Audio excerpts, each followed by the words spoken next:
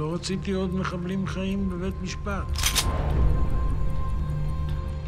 אמרנו שאם אנחנו לא נתפוס אותם על חם, אנחנו בחיים לא נפצח את החבורה הזאת. אני אוהב מבצעים כאלה. הם יפים, הם נקיים. אם צריך, אפילו נהרוג את זה שקם להורגן. לא מגיעים, לא מייצרים שלום בשיטות צבאיות. בשבילם, דרך אגב, עבורם, גם אני הייתי טרוריסט. כל שנה אנחנו סיכלנו יותר. כל שנה אנחנו השגנו יותר ביטחון.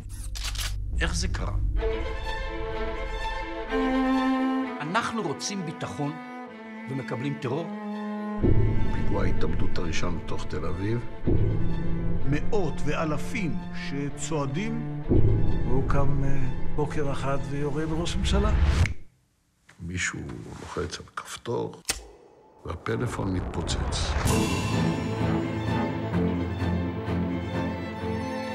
במלחמה בטרור, שכח את המוסר. קודם תחפש את המוסר אצל הטרוריסט.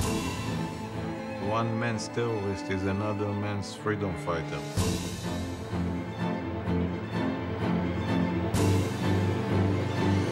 ניצחון זה בסך הכל לייצר מציאות מדינית טובה יותר. זה ניצחון.